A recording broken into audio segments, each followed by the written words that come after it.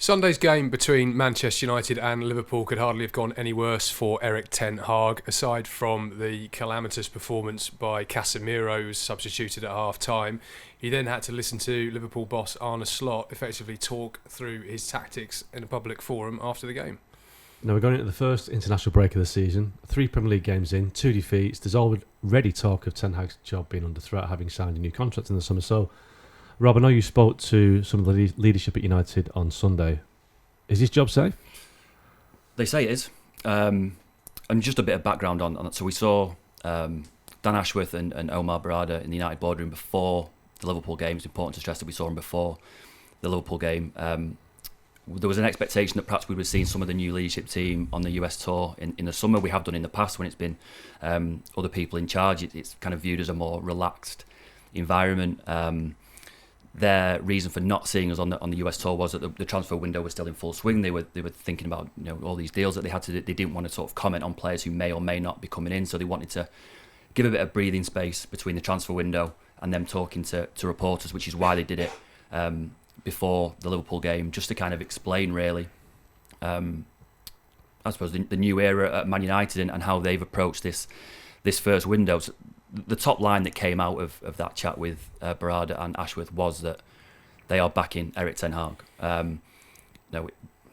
People in the room made the point that you do know you're saying this ahead of a game that could see United lose relatively heavily. That they were fully aware that may happen. Obviously, they didn't want it to, but they were fully aware that might happen. And the line was that they are in full support of him. They gave him, or they triggered that 1-year extension to his contract in the summer for a reason, and that he is the manager, as they called it, for their project. The only thing that I think is worth saying on this, a minor point I suppose, was that both Ashworth and Barada made the point very specifically that the decision to extend Erik ten Hag's contract predated them coming in. So they started officially in July. Dan Ashworth before, Omar Barada. The decision to extend Erik ten Hag's contract was made public in June. Now, whether you think that they were already kind of in their roles in a back seat is beside the point. They were very specific in that this decision about Erik ten Hag's contract was made before they started work. So they have distanced themselves a little bit. Well, it's not the most. From this. It's not the most ringing endorsement, is it? It's not. But the contract in itself isn't either. In that, again, there was, or we were told when they made the decision to stick with Erik ten Hag that now new contract talks would take place. The expectation was that they would discuss a new contract, that it would be new set of terms, new set of responsibilities for the manager, and perhaps a 2 or 3 year deal to take him forward. In the end, what happened was there was already a 1-year extension built into his existing contract when he joined from Ajax. And instead of negotiating new terms or a new role for Ten Hag, all they did was trigger that extension. So now he's under contract for an extra year till 2025. One point of this podcast is to kind of cut through not the nonsense, but kind of the spin and the PR. And I think Jamie Carragher said after the game at the weekend on Sky that, let's be honest, Man United were meeting agents and managers all over Europe, and they were. We know that. I mean, we've all read. I think we all wrote that Gareth Southgate was very high on their list as early as February, March. They spoke to, I think, Kieran McKenna, Mauricio Pochettino, Thomas Tuchel, and they were not shy about this. And even back in February, March time, when I wrote about Southgate, there was no pushback from the club. It was almost like, well, it is what it is. Now, the reality is that Erik ten Hag surprised us all by winning the cup final against Man City. None of us expected it. And he, at the end of the game, I was at the game that day, you were at the game, he was waving to the fans. He was tapping his blazer as if to say, there you go, thanks for all your love and support. There's the FA Cup, I'm off. He expected to go. Now, a week or two later, as we know, I mean, the day before, the report saying he was going to be sacked. Again, no pushback from the club. No pushback. But I think, I pretty much know. And also Ten Hag wasn't told that was wrong. Yeah.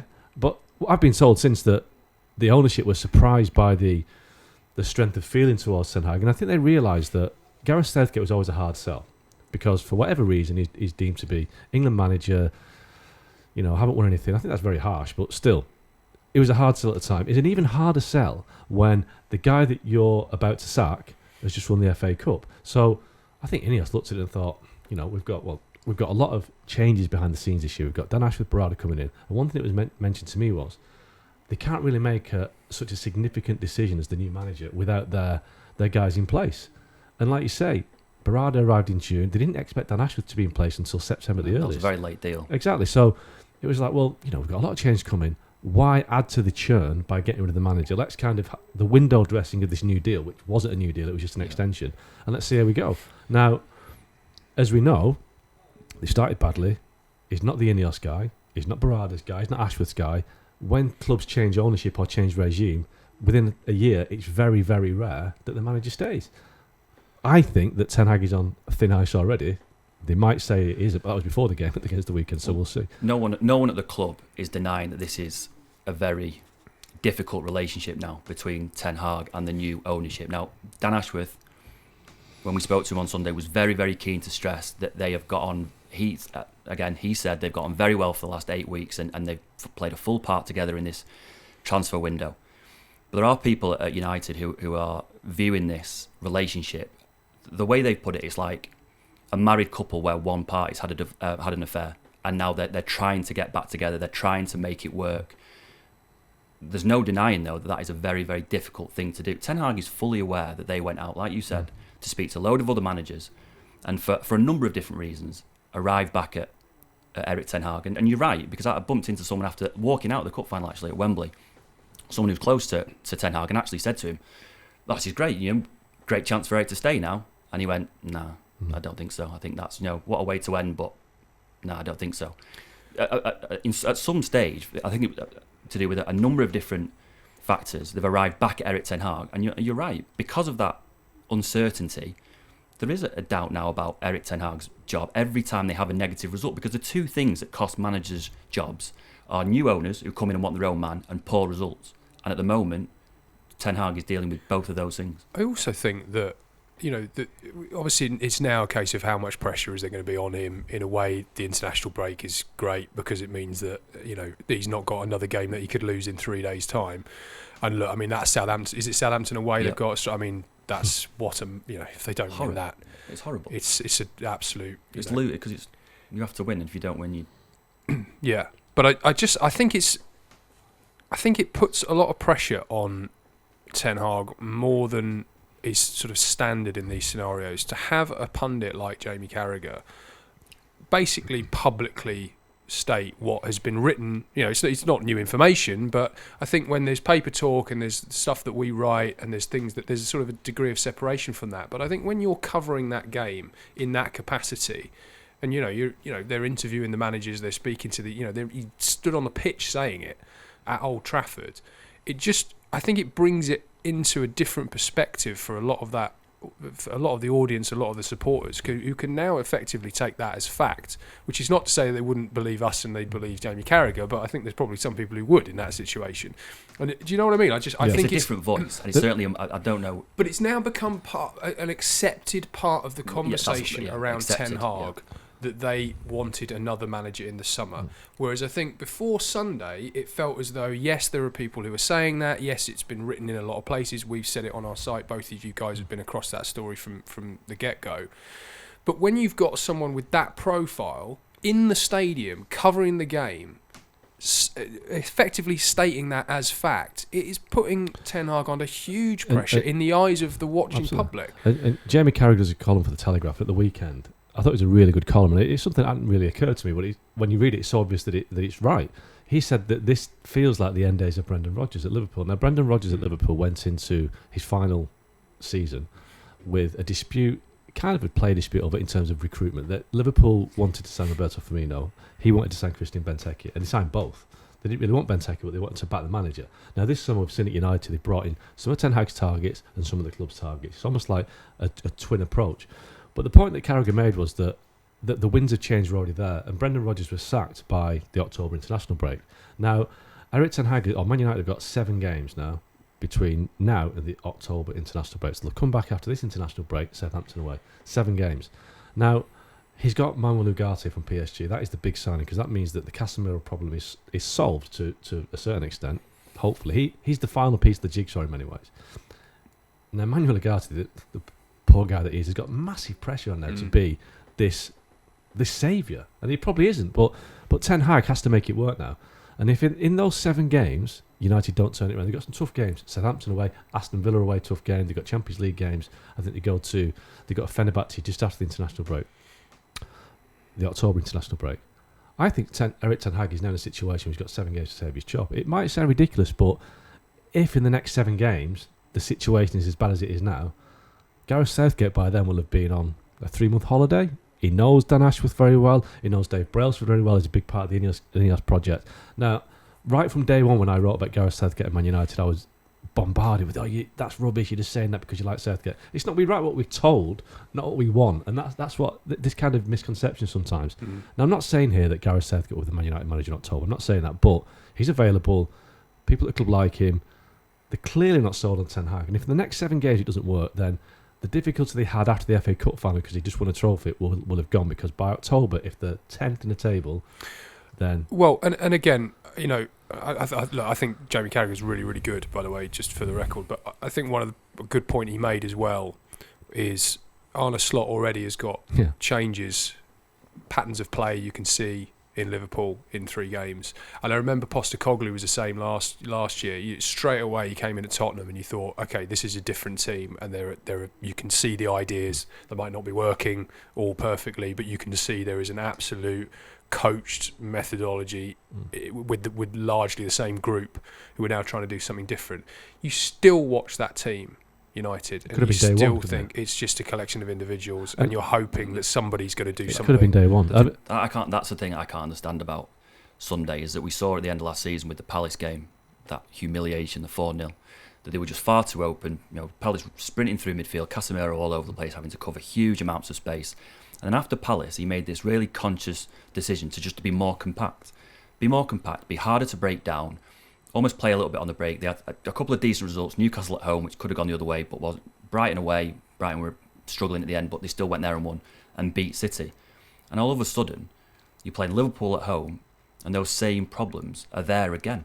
That you've got Casemiro roaming around midfield in huge spaces, Mainu diving into challenges because he just can't cover the space quick enough. And then you're looking at Liverpool with this really coherent, slick midfield structure where McAllister's going and Gravenberch is dropping in, or Gravenberch is going and McAllister's dropping in. United didn't run through Liverpool once. Do you know it's a big part of the problem that it rarely gets highlighted? And Ten Hag has not yet, after 2 seasons and a bit, worked out to play with Bruno Fernandes. Because Bruno Fernandes at times plays like a kid in the playground. He has got no kind of defensive discipline. He spends most of his time in the attacking third. And when you see that United have been hit on the counter-attack and Casemiro having to, put out fires, Bruno Fernandes is 30 yards away, with his arms in the air saying, come on, lads, defend. So now Bruno Fernandes is a very talented player. He's the team captain. He has signed a new contract in the summer. But I think Ten Hag has to find a way to assimilate him into the system. He's not done it. And he's supposed to be the best player. So as much as Casemiro is, sadly, yesterday's man, he's not being helped by the people around him. Now, just on what you made a really good point about Postecoglou and Slot, I think it's different with Slot because he's inherited a much better squad that Ten Hag walked into. But the confidence, the authority that Slot projects is very impressive. Totally different to Ten Hag. But Postecoglou, the same character, same personality. You could argue that the squad he has at Tottenham is on a par with United. They've got some great players. Son Heung-min, fantastic player, but generally, like for like, I think there's not much between those squads. But the difference at Tottenham to Man United is night and day. The vibe, everything, the tactics. And Ten Hag, I think he's running out of things to point to apart from his trophies. Now, great, he's won 2 trophies, fantastic.